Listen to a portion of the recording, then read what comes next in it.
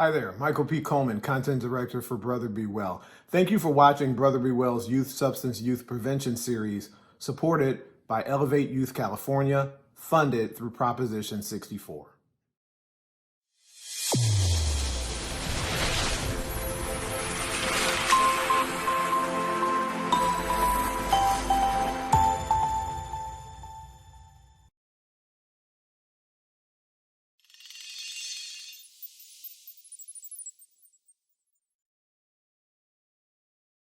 I'm Michael P. Coleman, Content Director for Brother Be Well.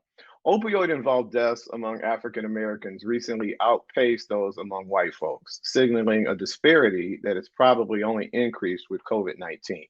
That said, opioids have been in people of color communities for decades, at least since the 90s. I can go back that far. But they've only been labeled an epidemic in the media after they started showing up in white suburban communities. Let's just keep it real for this conversation. For reasons that we'll talk about today, our youth are particularly vulnerable to this growing epidemic. Opioid misuse can lead to a host of physical and mental health problems that all too often lead to the untimely death of our young people. So we got to get at this. During this Brother Be Well Youth Chat, we're going to be talking about opioids and prescription drugs with an expert, a master addictions counselor. His name is Roland Williams. Roland, what's up, man? Hey, man. How are you, Michael? Really, really good to see you again, Roland. Thanks for being with us today. Yeah, thanks for the invitation. We're also joined by a couple of our Brother Be Well youth family, Aldo Mohedano. Aldo, what's up? Hey, everybody. Nice to see you all. Good to see you too. And Devontae Springer, another of our Brother Be Well youth. How you doing, Devontae? Doing good. Glad to be here. Really good to have everybody here. Let's take advantage of Roland. Y'all know him. We don't want to waste this man's time. Roland, let's get at this right away. Why are youth and young people so drawn to and so vulnerable to the misuse of prescription opioids?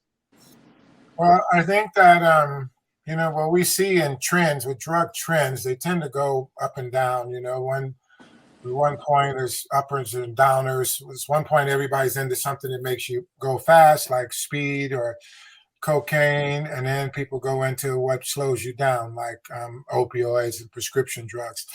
I think that a couple of reasons. So right now, the opioids are trendy. So a lot of people are into the opioids, even heroin. It made a comeback.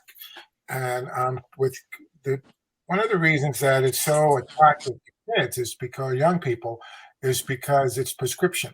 And so a lot of people have access, their moms and dads and family members have opioids in the medicine cabinet. They do a lot of trading online. So people have found websites that they can order different kind of pills and whatnot online. And everybody knows that opioids are like the granddaddy of all drugs. Opioids are the ultimate a drug, heroin and morphine and Oxycontin, and everybody knows that, especially the young people, they know which drugs are doing what. So this is kind of the ultimate of getting high. So I think that if you're into getting high, if you're into wanting to take a pill or a shot or a snort that's going to change the way you feel, a lot of people go to what they think is the most powerful, most potent, most popular, and right now that tends to be opioids. Yeah, and we're going to talk about, you mentioned heroin and cocaine, Roland. It's interesting to me to hear you draw the parallels. We got a whole other conversation where we're going to be asking you about cocaine and heroin. I want to pull in Devontae and Aldo. What are you thinking about? Why do you think you guys, people of your age or even younger, are so drawn to these prescription drugs, guys? Aldo? Yeah, I'll go first real quickly. I believe during this time, as we're advancing with technology, social media is huge right now. And I think back then it was movies.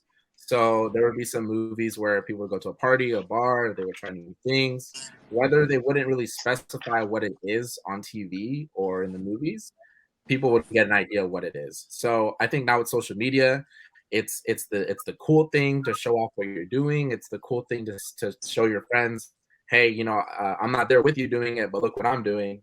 Have fun with me. Let's go out and have a good time. So right now, I think that's why more people are drawn in. I feel like younger people are more drawn in because they just don't, they're not educated and they don't know any better. They don't know the causes of, the brain damage, the physical, the emotional damage.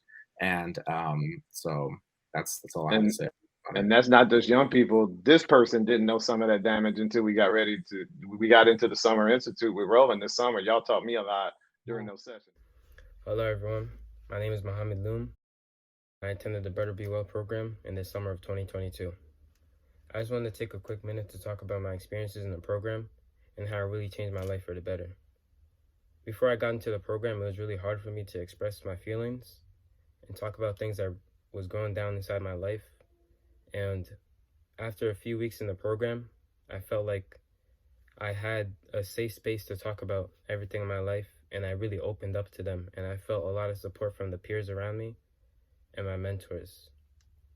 It was a really good learning experience, and I really loved it. I wished it could go on through the whole school year because I've been learning so much, and the mentors are really amazing. They know everything about their field of interest, and I just loved how they talked, presented.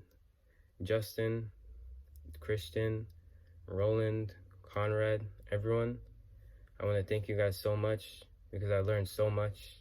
I felt like I became a better man, and I know that everyone around me in school, I'll preach to them and I'll talk to them about my experience inside the program and let them know what's good and what's bad, and to tell them to keep away from the bad things like I was told to do.